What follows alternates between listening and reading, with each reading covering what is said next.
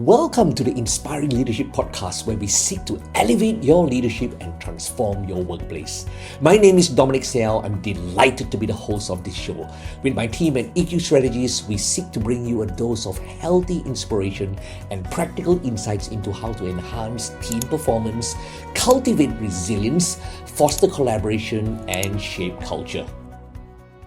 Many leaders have experienced this moment. You present an idea that is logical, well thought through, and yet it gets rejected. Not because it's wrong, but because somehow it just doesn't land.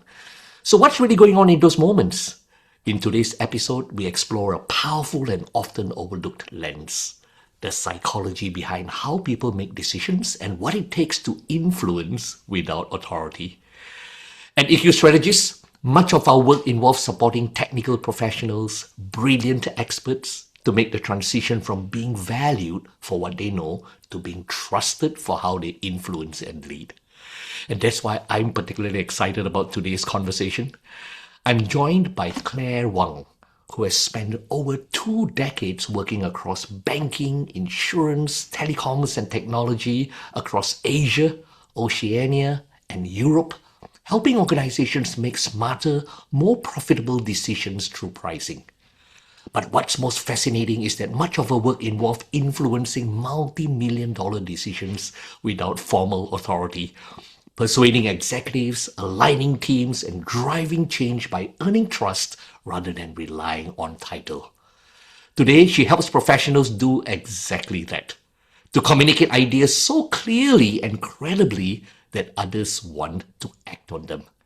In this conversation, we explore how leaders can apply these insights to get buy-in, reduce resistance, and ultimately make yes the natural outcome. Claire, welcome to Inspiring Leadership. Thank you, Dorm. Thank you for the invitation. Super excited to be here to share with your audience, the secret behind pricing and how we can use the pricing principle to improve our influence skills. Absolutely brilliant. Claire, you've built your career in pricing strategy. What first drew you to understanding how people perceive value and make decisions? Okay. So I guess maybe it's worthwhile to explain to, the audience, like, what is it? What is pricing? Because naturally, when you say the word pricing, what comes to people's mind is someone putting a price tag on a product, right? But in fact, in pricing, a big part of what we do is trying to understand what is it that our customers see good about our product. So in a way, how can we describe the benefits to customers so effectively that they will see, it's worth their penny. So the idea behind that is understand this like customer value, customer psychology, and then this rigorous process leads to, okay, what sort of like price makes sense for these people to buy. But another thing that, people don't see, which is really behind a closed door, is before we can set a price for our end customers, we have to first convince our executives, our stakeholders, that this is the right price to set. So as you can imagine, like the first sale is actually not to the end customers. Our first customers is actually our internal colleagues. People, normally this kind of decision gets done in a pricing committee. So we have to convince the head of several different departments. And pricing normally kind of like sits in between. It's like a bridge trying to link all these different departments. What that means is that at any point in time, we don't really have direct control or direct power of each of those departments, but we rely a lot on their execution to make this idea happen. And that's when I first realized, actually, you know what, like pricing job is actually not just about doing the calculation. It's actually really mastering the skill of influence, because that is part of the job. Thank you. Thank you for that wonderful insight. So, what I'm hearing you say is pricing is part of a job very often of a financial analyst. And yet, unless you price it in a way that resonates with an audience, they can see the benefit, right? They are unlikely to proceed with the decision. Tell me, I know that our audience is already seeing an incredibly articulate speaker and influencer. We'd love to learn a little bit more about your background. I understand that you have a technical background. Tell us a little bit about your backstory, Claire. I know that we're chipping in. I'm here in Sydney. You're in Paris. But, tell us a little bit about the human being behind the mic today, Claire. Sure. Okay. My background has been very technical, which is why, this whole influence journey, I've kind of sort of like learned it the hard way. So I started my career firstly as a medical scientist in epidemiology. So I was actually doing research in a medical laboratory. And in my last year, so you would know this, Dorm, in Australia, you do an honors year and then you decide, should I do a PhD or should I do something else? And it was during my honors year, I got to learn this new discipline. Well, not new, but I didn't know that at that time, in actuarial. And my best friend was doing actuarial. And she's like, if all you do is trying to predict like osteoporotic risk, that's what I was doing. She said, why don't you just like do insurance and predict whether someone's going to have a car accident? So when you think about it, the idea is pretty much the same, right? So I was like, yeah, that makes sense. And being an actor, you earn a lot more money. So sure, why not? So my background has been, in this sort of like mathematics. I was doing a lot of modeling, machine learning before people call that machine learning. And that's how I started my career. And my first job was actually pricing insurance policies. But then through that journey, I started pricing a lot of different things, like your mobile plans, your interest rates for your banking product, exchange rates. And I guess because I was very technical in my early days, in my early 20s, I really spent my effort trying to master this technical excellence, right? I would spend so much time like just trying to remember all the Excel shortcuts, like trying to understand how to build a model, like trying to test my assumptions. But then you go into a meeting, I realized actually most people don't care so much about this nitty-gritty details. Like if you can't explain what you are doing to them in a concise way, you lose their interest very quickly. So that realization is probably how, I started learning more about how can I deliver my message more effectively in a way that resonates with people, just so they can keep engaged. Wow, fantastic. How did you make that evolution? Was it attending lots of courses? Did you get a great mentor? Did you read lots of books? Or tell us about that journey from being someone who's very technical, analytical, going into the nitty-gritty to someone who's now influencing from the stage. I read a lot of books. So there has been a lot of, self-learnings. The first book, I still remember this quite well. The first book is called The Pyramid Principle. It's written by this ex-McKinsey partner called Barbara Minto. And this book is really about, how to deliver a business recommendation effectively.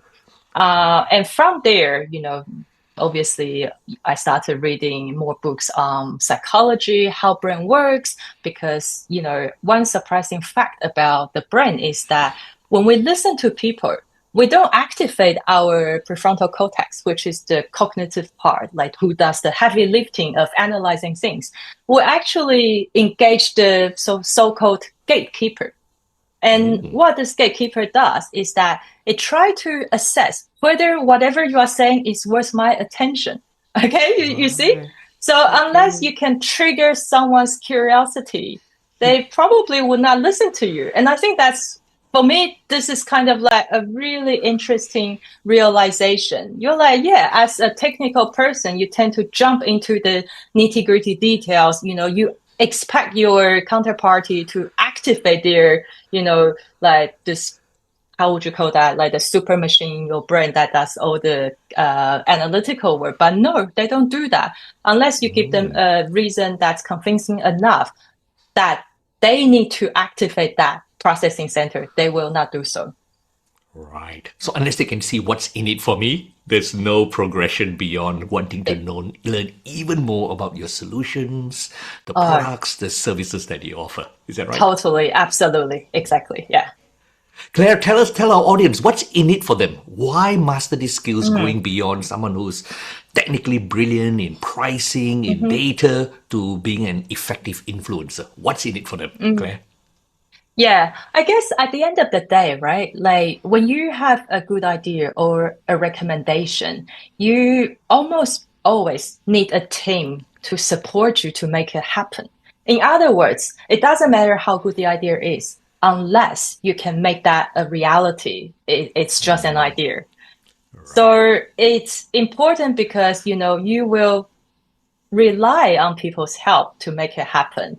And the way you get them to say yes is to help them to see the value in your ideas. So they become your advocates. If you are a technically minded person or if you're a knowledge expert, like you might know everything about your discipline, but it's just sitting there unless you can communicate that effectively to your audience. And which is why this is quite an important skill to master in your life, because in our life, we don't live independently. We work in a society where we need to collaborate with other people. So the better you can convince someone to collaborate with you, the more success you will have in life. Wonderful. I think you mentioned about the data alone doesn't translate into reality. I think the real reality that you're referring to is that value add, that impact it has on the lives of others, right? So whatever it is that your solutions are, your products, your services, ultimately, we are only as effective as the impact we make on the lives of others. And without being able to understand the human psychology behind decision making and to excite the audience to get to yes in a way that's meaningful to them, then, as we always say, insights or data without impact is just stuff, right? And information. Information. Thank you. Tell me, when was the penny drop moment for you, Claire?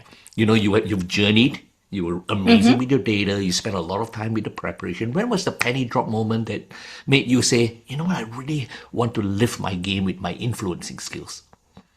I guess probably the pivotal moment was when at that time, I've been working as a pricing analyst for maybe 2-3 years.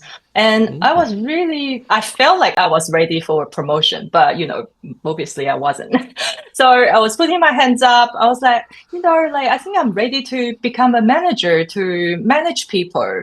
I went for a couple opportunities internally, and there was this one interview I still remember, and that was to work with a very reputable leader in the organization, and it was a strategy role. And I really, really wanted to join his team. So this guy used to be a McKinsey partner.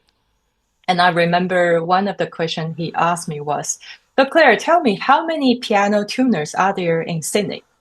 So, I was kind of expecting this McKinsey style sort of interview, but still, when I was thrown with this question, I was like, oh, okay. So being someone who's quite technical, I started just like going through my calculation, like doing my calculation on the spot and sort of presenting my thinking logic. And then I still remember this. I didn't get a job. But after that, I reached out to this guy and I asked him for feedback. And he told me one thing that I remember really, really well. He said, "Claire, I know what you are doing, but you haven't convinced me that you know what you are doing." Wow. And then he recommended me to read this book, The Pyramid Principle. And it was because of him, I really felt like, okay, you know what? This is something I need to work on. It doesn't matter how much you know, unless you convince the other person that you know what you're talking about. it's That not is going to get you a brilliant. promotion. You won't step up in your career. And that's just a very useful skill you have to master. What can I say? Well done, Claire. You're such a role model of a wonderful leader. As one of the things we always teach is it's not what happens in your life, it's how you respond that really matters. There's no failure, only Yeah. feedback. But really, the pivotal turning point for me, learning from your little wonderful anecdote, was when you decided to ask for feedback. And your Mm. openness, having that growth mindset, not being defeated by a so-called setback, and yet going out there and asking for feedback. And let's face it, right? A lot of people fear feedback. And Oh, yeah, but I'm a your sucker for ability, feedback. yeah, great. So again, one of the things that very often people don't identify with when they say, "How do I make the journey to becoming a great influencer?" Courage is really important, right? That courage, that Mm. determination to be even better, that positive mindset to always want to create value. So what I'm hearing also from your example is for you to get that promotion, your organization has to see that you're a person who can add greater value. And you can only Totally. add greater value if the work, the intellect that you have about data and pricing can translate into Mm. value for the customer, and which then Yes. or internal stakeholders. Customers can be Yes. internal, external, and it then comes back to your organization as a return of the value that you've Hmm. created for them. Thank you so much for sharing of your wonderful journey and story, because we always like to showcase leaders, and you are not just through your life experiences, just the person that people are seeing right in front of them. A very articulate, very confident and competent human being. Oh, thank Understanding you. the journey behind it, of every one of us. Sometimes people think, boy, this person must be born that way, and yet we all born with the capacity to be able to do what you do, and yet it's in those significant, courageous moments when Thank you've made the important decisions. Yeah. Thank you for highlighting that actually, because I think it's worth saying that I was definitely not born like this. Like, I am an introvert and naturally I don't like being sort of loud and being seen. And I still remember it took me a couple of years at university to just like raise my hands in class to ask a question. So if this helps anyone, I'd like to sort of highlight that this is definitely a learned skill set. No one is born with it. But through practice, through reading, through having this self-awareness, this is something you can definitely improve over time.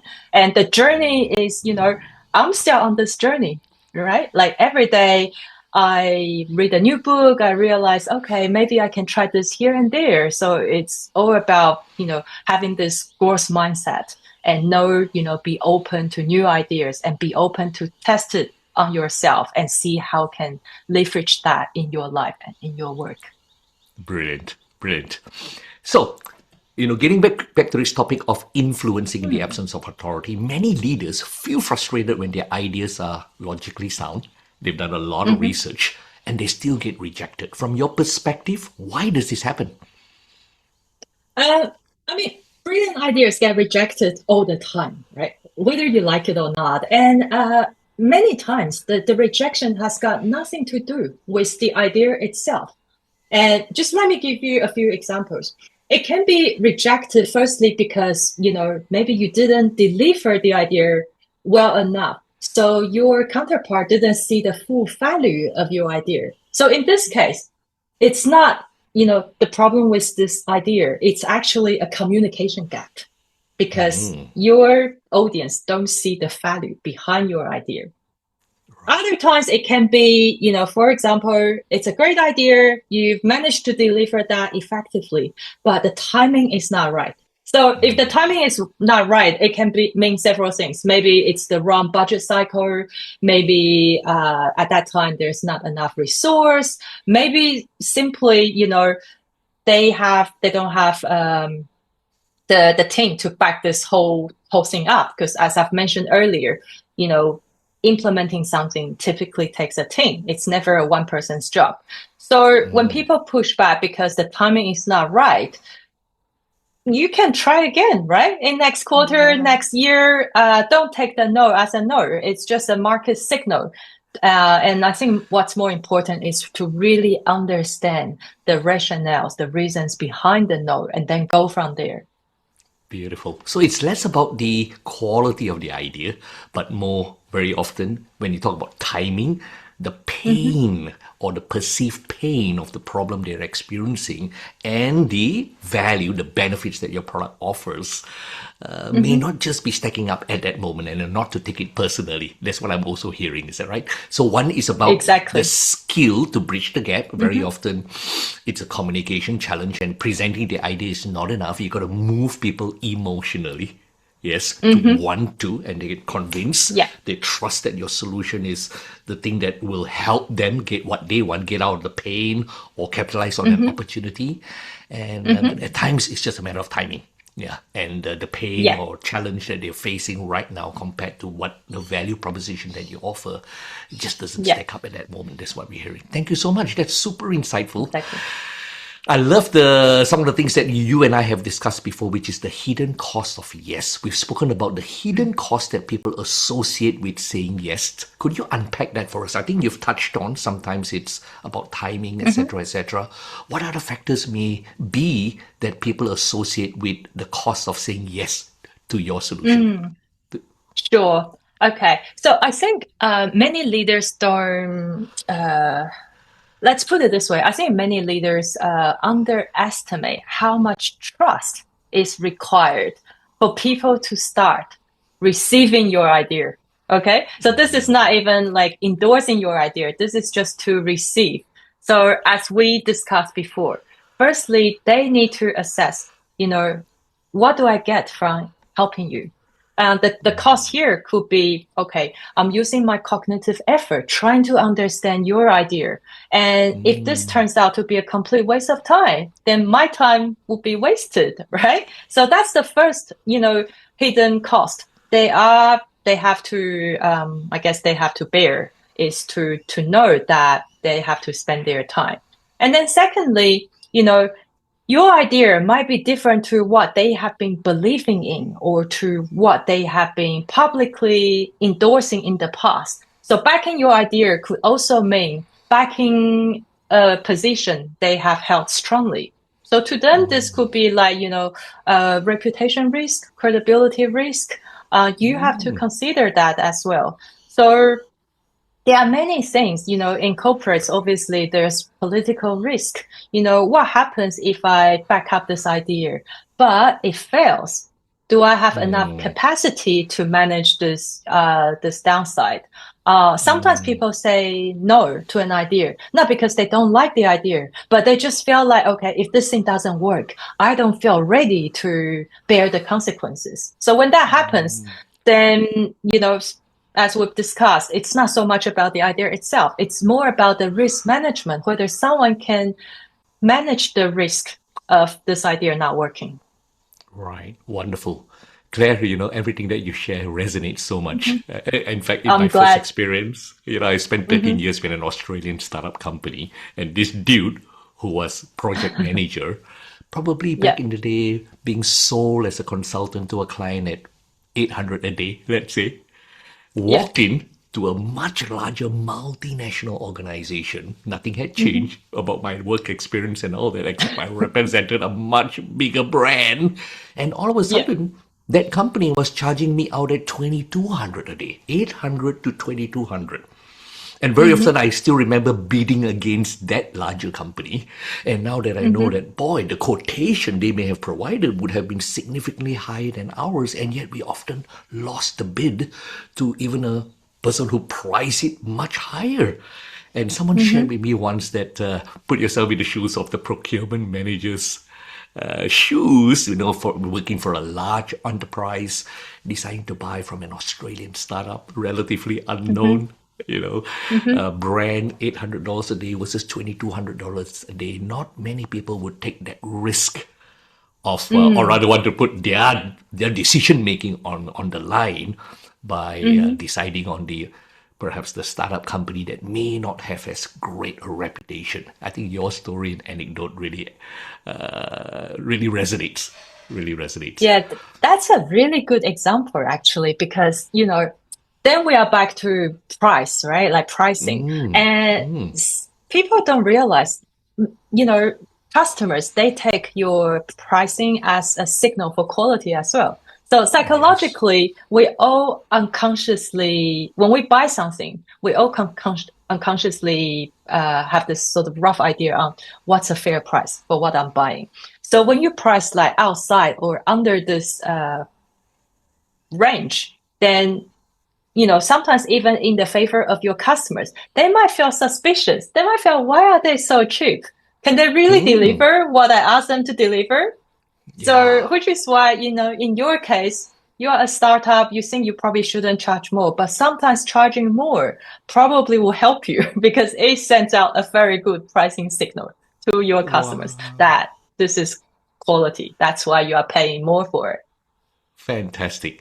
Claire, with that wonderful knowledge that you have today, clearly you navigated a change in your career where you went simply from being a pricing analyst to an effective influencer to now being a coach to other people who are looking to make the leap into influence without authority. If you could maybe unpack, what are some practical steps someone could take to move from beyond someone who's clearly very bright, very intelligent, very good with data, very good with pricing, into someone who's an effective influencer.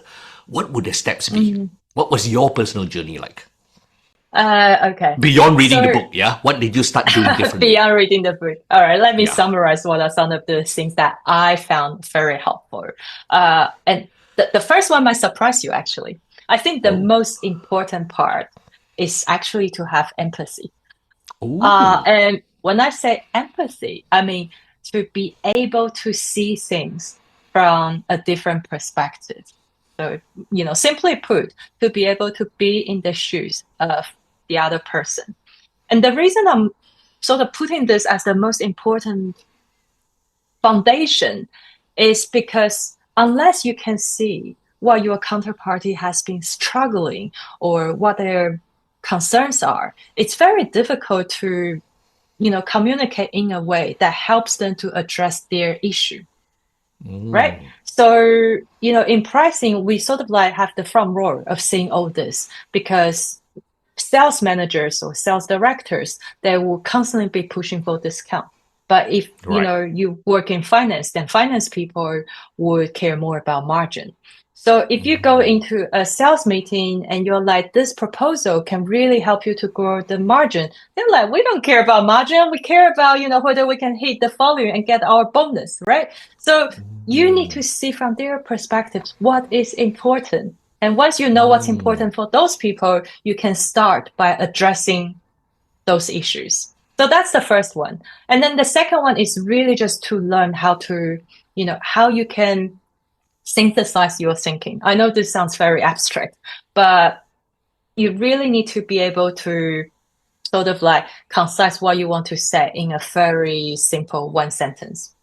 What's the key message you are trying to deliver here? Because I feel that particularly for technically minded people is they like to go into the nitty-gritty details, but often lost the key message. And I feel a very good way to sort of like counter this problem is to start with having a very clear message first. And then everything sort of like wrapping around it. How can I support this key message? And it helps you to understand what sort of things you should say and what sort of things you shouldn't say. Things you should say are points that will support your key ideas, and things you should drop are points that will distract people from understanding your key ideas. So I think if you can master the two, firstly, have empathy to see different perspectives. Secondly, being able to know what's the key message, and then, bring points to support that. Then, you would be on a very good start comparing to many other people out there. Brilliant. That's such a great structure. So start with empathy, caring deeply, stepping in the shoes of your stakeholders. Of course, there will be an end client. I was just speaking to, there was a wonderful financial planner analyst. So basically, this person does all the data, supports financial advisors who have the client-facing roles.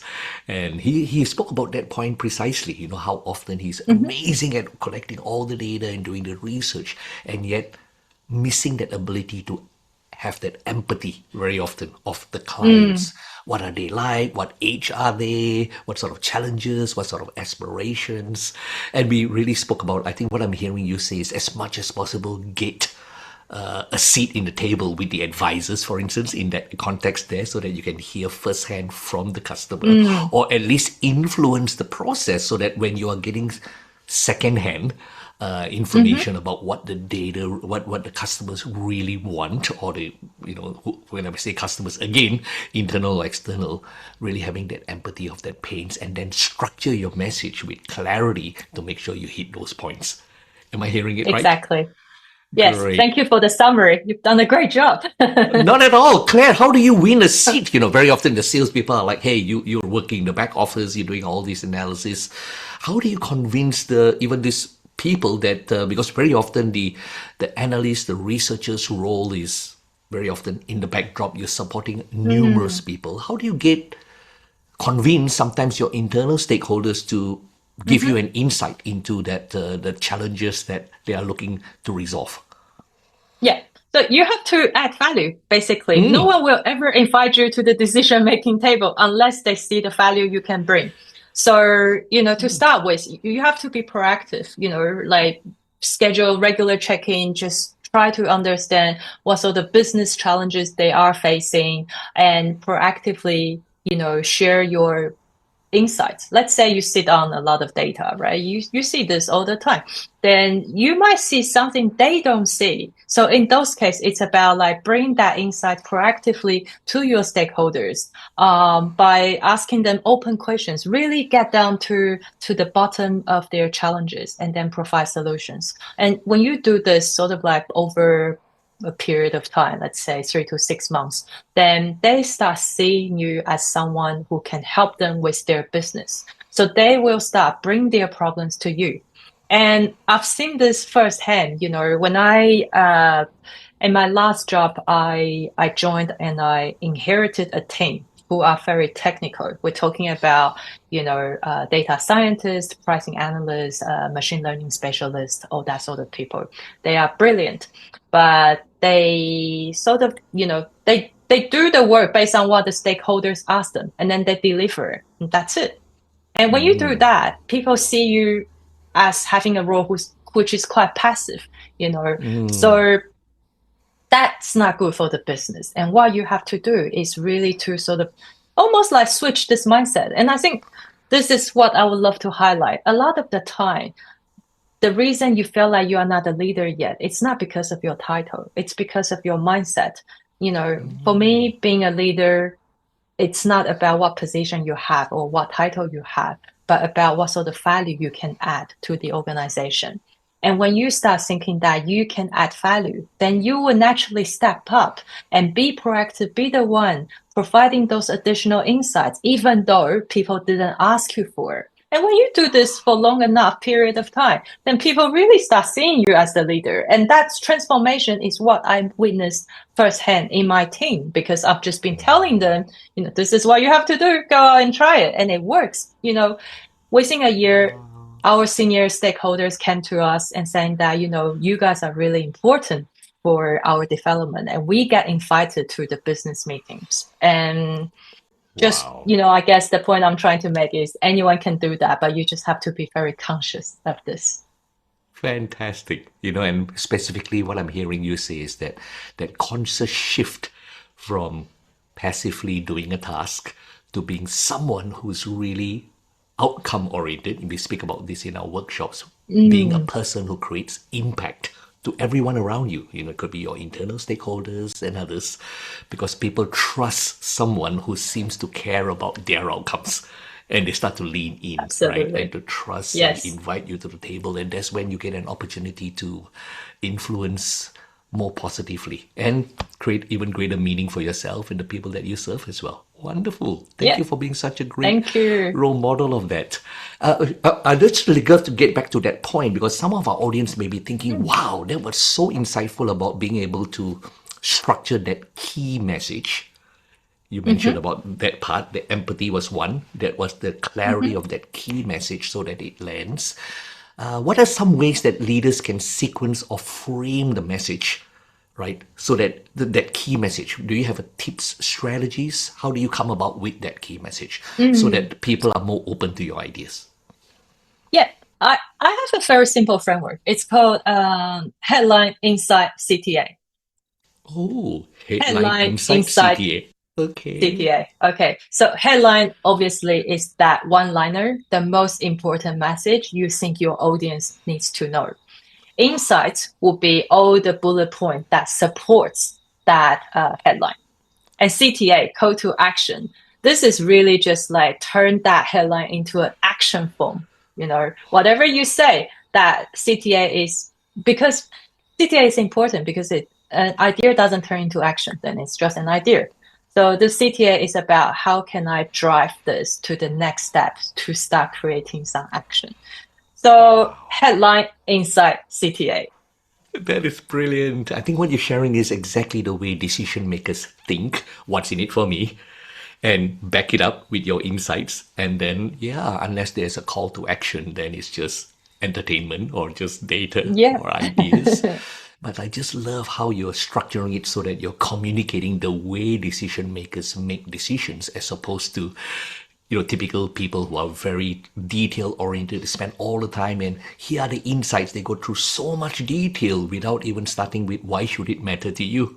Right? And Exactly. your headline is, as you say, your headline is so key that we nail it so that people can immediately be drawn in to say, oh, geez, okay. Then back it up with insights, credibility, and clearly a call to action, because without action, nothing changes, right? So Yes. thank you so much. Give us some advice. What can leaders do to reduce perceived risk so that saying yes feels safe? Okay, this is a very good question. What can leaders do to reduce or to help the counterparty to reduce the perceived risk, right? There are quite a few things you can do. And I'm just going to share like maybe a couple of like very tangible things. The first is don't make the meeting your first point of contact. And what I mean by that is a meeting room is not a place where you share your idea for the first time. A meeting room should be a room where you get alignment publicly, meaning that all the decision, more or less, needs to be made before the meeting starts. And what that means is, you can reach out to the people like off the line individually. And through that process, you start to learn about their concerns, their risk, things that they care about. So when you get to the meeting room, you actually can preempt most of that. So that's the first thing. The other thing is really just try to build like a relationship over time, because people trust people they like. And if you can create that trust beforehand, then it really places you on a head start compared to many people. Because, even when you say something they don't agree, they will probably try to help you to find a consensus rather than just like reject your ideas straight away. So having that sort of relationship is also very important, in my opinion. Wow. So what I'm hearing you say is very often the winning in terms of positive influence is actually done before the meeting, and the meeting is really about Oh, alignment. totally. Exactly. Yes. And you do a lot of the groundwork to build and establish trust, being likable, showing concern and empathy outside of the meeting. And what I'm also hearing you say is garnering perspectives, even if you hear objections beforehand, learning how to address that so that when you come to the table, it's pretty much about alignment and agreement, because most of the people have already come on board. How do you deal with someone who is maybe you got a meeting room and there are 3, 4 people, and 3 people seem to be really on board, and there's one really resistant stakeholder? How would you deal with that? What's your advice? Yeah, so as I've said, right, like before the meeting, you should know who is the person who's most likely to be there resisting your idea. And before the meeting, you have to address that. And there are several ways on how you can address that. Firstly, are they resisting you or are they resisting your idea? Okay, those are 2 very different things. If they are resisting you, then a better way is probably try to find an ally that they trust. So use their mouth rather than yours to get them on board. Right. And also it helps to understand their own internal decision-making process. Because for some people, they are, let's say, consensus seekers. So once they know most people are on board, then they are most likely to be on board as well. But some people, they are more analytical. What that means is they really need to see a lot more data, a lot more trial results, a lot more testimonial for them to feel safe. So your job is really try to figure out what makes this person feel safe by understanding their decision-making process. And how do you understand that decision-making process? By talking to this person and through that conversation, figuring out how they make decisions. Wow. That is fantastic. So you're looking for someone's what you call decision-making process. Give us an idea of a question you might ask someone to elicit that. I think maybe one thing you can try is, like point out the obvious. So if they kind of, say things in a way that you feel like they're just rejecting this idea, you can say something like, let's just be sort of straight here. What I'm hearing is a lot of resistance. Do you mind sharing with me what is it that concerns you the most? Ask open questions, get them to talk, but don't position that in a way as you are accusing them. Position as a way that you are trying to understand them because you want to help them. Wow, that is so brilliant. It's almost like you have to be a professional coach to be an amazing influencer. Almost. I do think having some coaching skills helps. And Dom, you are a coach, right? So you will know this the best, like the power of asking open questions. Sometimes you need people to land at their conclusions by themselves. And your job is, not to lead them there, but to shine a light on the path so they can go there by themselves. Right. So what I'm hearing you say is also that resistance is just part and parcel of a journey to acceptance. And very often resistance may not be a no, except that you have to understand what the resistance points are and genuinely going into those conversations with curiosity to find that out. And even the process of empathy and listening alone can actually make that person feel a whole lot more comfortable about the proposition that you're offering. Yeah. And also what I'm hearing you say is that the need to tailor your communication style with that person. I think you mentioned earlier that some people need to see a lot of data before they're convinced. So what is their their internal convincer strategy, if you like, knowing that everyone has different personality types and your ability to adapt the way you communicate, the way you present your ideas is a very critical one as well. Yeah, exactly. Being able to translate your message in a way that lands effectively with your counterparty. So, you have to play the role of being a translator. Wow, absolutely fantastic. This really aligns with what we often say. I think influence begins with the trust, the empathy, the understanding, what's in it for them, and then really presenting your ideas in a way that lands effectively. If there is Yes. one mindset shift you want leaders to hmm remember when influencing without authority, Claire, what would it be? Mm. Um, I would give them the same advice as to, the speakers I coach, which is you are there to serve. And this is quite a funny one because a lot of speakers come to me and they all have this problem of being on stage. They are worried that people will judge them for their performance, blah blah blah. And the simplest way to overcome this fear is you start seeing your job as to help them, to serve them. So it's no longer about your performance, and in the case of influence, it's no longer about whether you can win the argument, whether you can deliver your message in an effective way. It's more about how can I help this person to solve their problem? So when you lead with that mindset, then every question you ask, come from a good place of curiosity, trying to help them. And when they sense that, there's this reciprocal relationship where they will also be more open and telling you how you will be best positioned to help them as well. Amazing. Amazing. The mindset of a servant leader. and being out there to create a positive Yes. impact. It sounds like you're going way beyond, working with people who are into pricing. Clearly, many of the strategies you speak are generally about influencing in any role, with or without Hmm. position or authority. To hear you now, going into the space where you're influencing speakers, right, on the stage. Wow, that is an incredible journey. Incredible journey.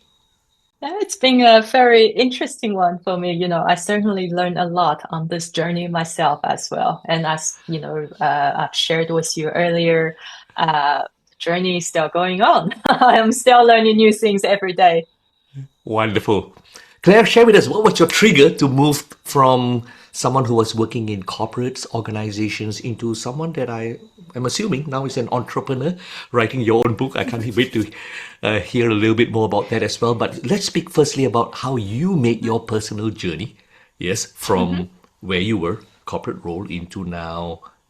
Am I Hmm. right that you are now your own I would an call it, yeah, a entrepreneur and consultant? solopreneur. Yeah, Ah, solopreneur, yeah. wonderful. How did you make that leap? I mean, for me, I've sort of, I guess my approach to career is I go where my curiosity leads me, right? Wow. So there has been a period of time I was working for large organizations, and then I thought, you know what, like maybe I should try to work for a startup. So I joined a startup. Oh. And then after a Mm. while, I'm like, you know what? Like I can see the pros and cons between a startup and an organization. And maybe it is time for me to go back to an organization. So what I'm saying is, for me, having spent the past 2 decades working in companies of some sorts, it's just I arrived at a moment where I felt like, you know what, maybe it's time to try how it feels like to work by myself. Who knows? Mm. Maybe in a few months or a few years' time, I would decide that I want to work with a team, with an organization again. So Mm. I don't see this kind of things as in, like I see this as a revolving door where you open the door, you take a walk around in the garden or whatever. If you like it, you stay there. If you don't, you come back. But you will always Brilliant. learn something in this process. Brilliant. I'm so grateful that you have that amazing mindset because Claire, that has what brought you and I together. I think we met through Yeah, LinkedIn. exactly. And just that curiosity factor, you popping the question and saying, "Hey Dom, love to meet." And we both used to study at UNSW, University of New South Wales. Yes. We have that shared Ex background yourself. and history. And I still remember having this first conversation with you maybe about a month ago. And just Hmm. instantly, you impress us with your energy and your passion and your heart to serve. We always look for people who we feel resonates with our values, which is first and foremost being a person of impact to the world in a very positive way. But I'm so grateful that your growth mindset, your curiosity has led us to having this conversation. And I do know that our participants are getting, the audience is getting so much value. I know I have, it's so reinforcing and so Thank you so inspiring as much. well. And which is absolutely amazing. Tell the audience a little bit more about that book you're working on, Claire. Okay, so the book, the title is The Price of Influence. And basically it's a book about how can you influence more effectively from a pricer's perspective. So some of the idea I talk about are some pricing principles we use all the time. But you can adopt the same principle to help you. And fundamentally, like the core idea is quite simple. It's about treating your idea as the product and your stakeholders or whoever you need to get a yes from as your buyers. So unless they see enough value from buying in your idea, they will not say yes. So your job is, becomes how can I deliver enough value so that the cost of saying yes is less than the value of saying yes. Wonderful. Thank you so much, Claire. One final question, if I may, Claire. Yeah, please go ahead. I want you to imagine many, many, many years down the road when it's all said and done and you're looking back with pride at your career. How would you measure success in your How would career? I, in career or in life? In your career, career is a huge, huge part of our lives. Clearly, it's our way Yeah, to yeah, give and create meaning. And yeah. provide Yeah. for loved ones. But yeah, Yeah. what would make you look back and say, Mm. wow, that was amazing?